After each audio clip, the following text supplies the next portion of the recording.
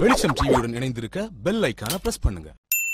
ஜாக்டோ ஜியோ அமைப்பை சார்ந்த முன்னணி பொறுப்பாளர்கள் ஆயிரக்கணக்கில் இன்றைக்கு முன்னெச்சரிக்கை நடவடிக்கை என்கிற பெயரால் கைது செய்யப்பட்டிருக்கிறார்கள். கோயம்பேடு பேருந்து நிலையம் உள்ளிட்ட பல்வேறு பகுதிகளில் அடையாள அட்டையை காட்டச் சொல்லி கைது செய்து போராட்டத்தை நசுக்கும் நடவடிக்கைகளில் அரசு ஈடுபட்டு வருகிறது. உள்ளபடியே இது அதிர்ச்சி அளிக்கிறது. இதுவரையில் இல்லாத அளவுக்கு ஆசிரியர் மற்றும் அரசு ஊழியர்களின் போராட்டத்தை அரசு கடுமையான அடக்குமுறைகளை ஏவி நசுக்குகிறது. இந்த போக்கை விடுதலை சிறுத்தைகள் கட்சி வன்மையாக கண்டிக்கிறது. அந்த கோரிக்கை நியாயமான கோரிக்கை. ஏற்கனவே முன்னாள் முதல்வர் செல்வி ஜெயலலிதா அம்மையார் அவர்கள் ஒப்புக்கொண்ட ஒரு கோரிக்கை, பழைய ஓய்வூதிய முறையை நடைமுறைப்படுத்த வேண்டும் என்பது உள்ளிட்ட பல்வேறு கோரிக்கைகள்.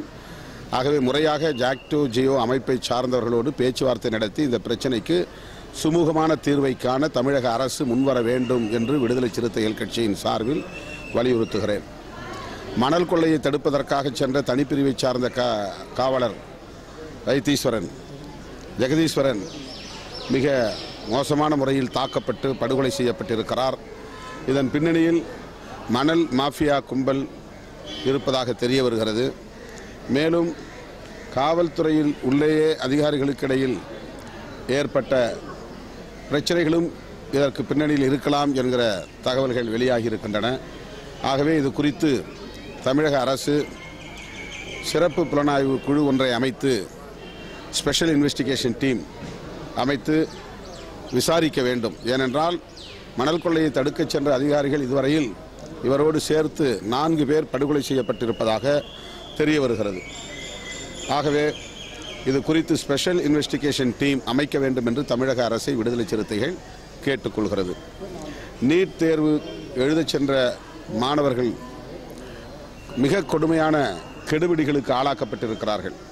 சோதனை என்கிற பெயரால் அவமதிக்கப்பட்டிருக்கிறார்கள், அவமானப்படுத்தப்பட்டிருக்கிறார்கள். அதிலும் மாணவிகள் அவர்களின் தலைமுடியிலிருந்து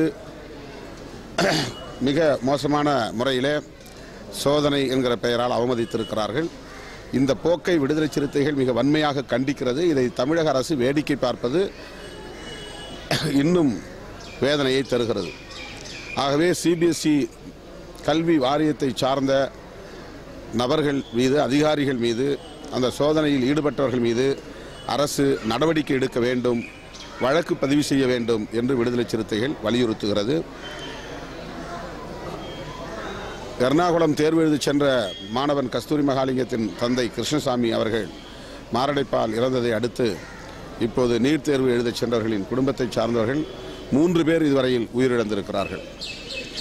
இது மிகுந்த வேதனையை தருகிறது. உயிரிழந்த அவர்களின் குடும்பத்தினருக்கு அரசு தலா 1 கோடி ரூபாய் இழப்பீடு வழங்க வேண்டும் என்று கேட்டுக்கொள்வதுடன் இந்த தேர்வை எழுதுகிற பொறுப்பை சிபிஎஸ்இ கல்வி வாரியத்திடமிருந்து, மத்திய கல்வி வாரியத்திடமிருந்து மாநில கல்வி வாரியங்களுக்கு மாற்ற வேண்டும். அந்தந்த மாநில கல்வி வாரியங்கள் நீட் தேர்வை நடத்த வேண்டும். நீட் இந்திய அளவில் கூடாது என்பதுதான் விடுதலை சிறுத்தைகளின் நிலைப்பாடு. தமிழக அரசு தமிழ்நாட்டில் விளக்க வேண்டும் என்று தீர்மானம் நிறைவேற்றி மத்திய அரசின் பார்வைக்கு அனுப்பியிருக்கிறது. இன்னும் குடியரசுத் தலைவரின் ஒப்புதலுக்காக காத்திருக்கிறது. எனவே முதல்வர் அவர்கள் சிறப்பு கவனம் எடுத்துக்கொண்டு பிரதமரை சந்தித்து அந்த தீர்மானத்திற்கு, அந்த மசோதாவுக்கு விலக்கு கேட்டு ஒப்புதல் பெற வேண்டும் என்று வலியுறுத்துகிறேன்.